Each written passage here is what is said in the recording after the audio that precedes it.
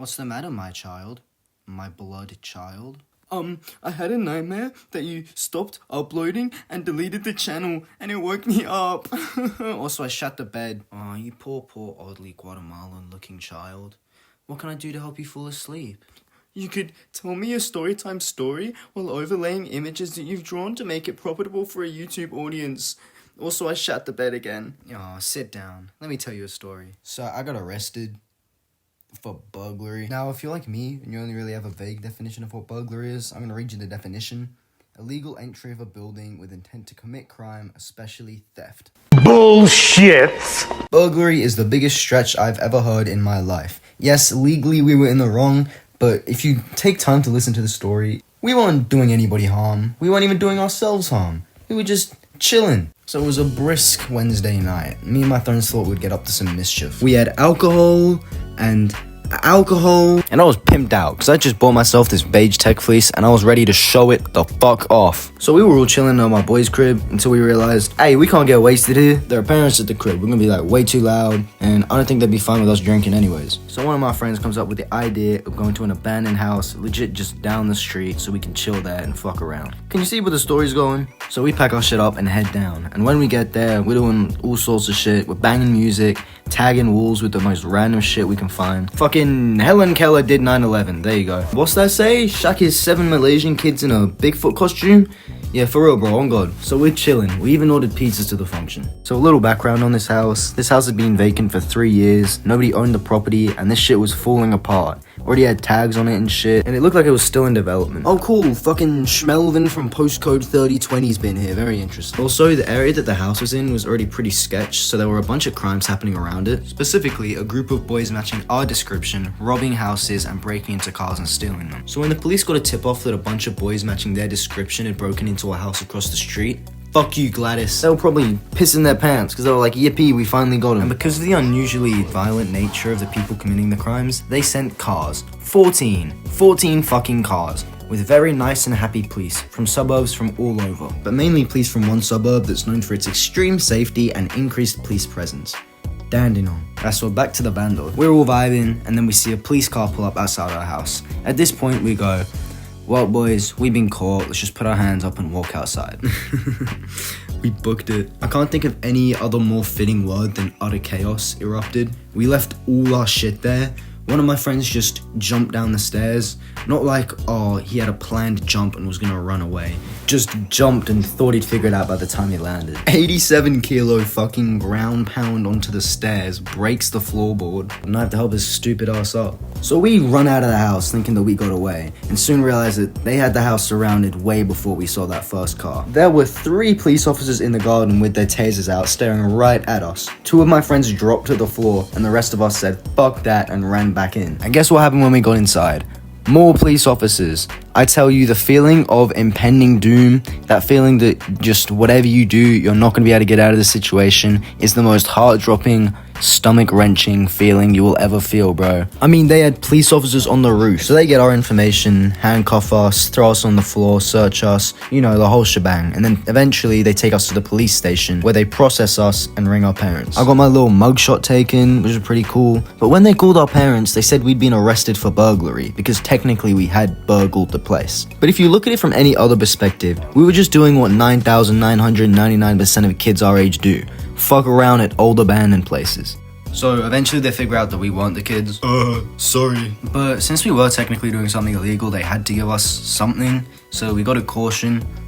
Which, what the fuck? If you don't know what a caution is, you only get one of those. That's your freebie. That means even if you like accidentally trip and fucking pants a police officer in public, they have to punish you. Give you like a fine or jail time even. And that's the story. Aw, look at you. So peaceful.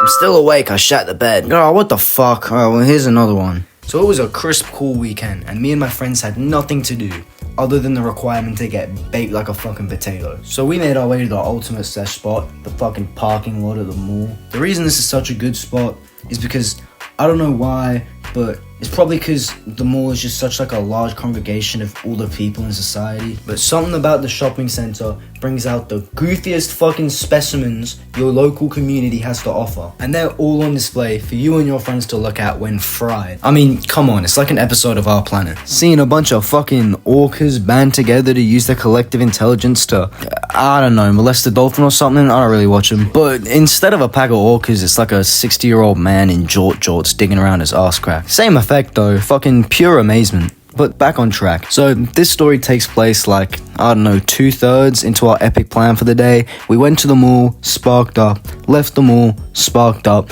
and now we're heading to a park to, you know it, donate to charity. Nah, I'm joking, we sparked up. So in order to understand this story, let me give you some background. I was with 4 of my friends. 2 of them were fried. I mean, they had to put fucking Cheech and Chong on the bench, bro. These guys were walking the line between what's considered conscious and what's considered roadkill. And then there was my other friend, bit of a pussy fart, something about caring about his health or something. He wasn't really smoking, but he was still a bit fried. And then there was me, who was definitely somewhere in the middle. And we had a ball and we were kicking it down this random ass alleyway because Google Maps took us there. So we were around halfway down this alleyway until my friend decides to do a really cool soccer trick called boot the ball as hard as you can at your friend's head. So he does this really awesome trick, smashes me in the mouth, and the ball ends up flying all the way over a neighbor's fence into their fucking back garden. So my memory gets a little faded around this time of the story, but something ends up happening where we take a vote and I'm the one that has to climb the fence. Or crawl through is a better word. This fence had a hole in it that was just big enough for me to fit through. One small issue though. The fence was lined with outwardly facing rusty, dirty nails. And I called it on the way through. I said, this shit is gonna fuck me like a saw trap on the way back, bro.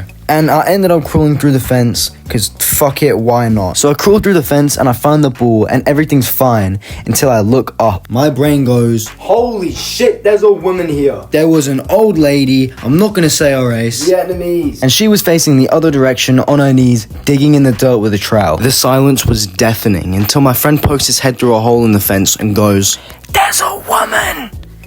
You know shit, you fucking idiot. Now you gotta remember, I'd already jumped the fence. There was no going back, especially in any graceful or silent way. I'd gone 100% in. So I, like a smart person, go over and try to pick up the ball. I reach my hands out and holy shit, I got it. But at the same time, this was my fucking downfall. As I picked it up, the bitch turned around and almost immediately, I booked it to the fence. And then she started yelling at me in either a very thick accent or a different language entirely. As I turn to run, I hear her yell at me, Xin Chao, which turns out to be hello in Vietnamese. But I wasn't waiting around for no fucking Google Translate lesson, bro. I need to get the fuck out of there. So I run to the fence and I try to get through the hole with the ball in my hands. But holy shit, I get stuck. I'm thinking why the fuck they had to choose the XXL kid to get through the hole. This woman is now running at me with a trowel, screaming all sorts of Vietnamese slurs at me, bro. And as all this is happening, my friend starts to manic de-escalate. He peeks his head over the fence and yells, we just want the ball! We just want the ball! Now I'm geeking and she's getting closer, so I have to take the situation into my hands and rip myself through the fence. But do you remember those dirty ass rusty fucking Chris Chan nails? You do? Well, they start fucking wriggling around in my stomach and shit, poking into me. And I can now hear her directly on my ass, and I'm not in the mood to get molested. So I just full force my way through,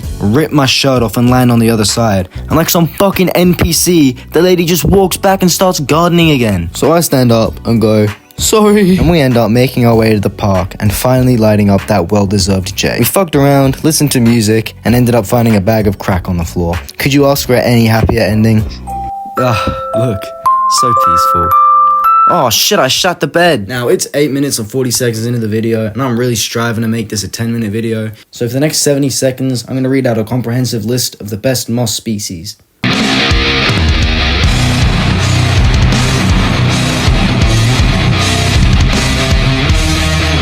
Number 1, plume moss. What the fuck am I doing? Number 2, shiny seductive moss. Number 3, here's a banger, common aircat moss.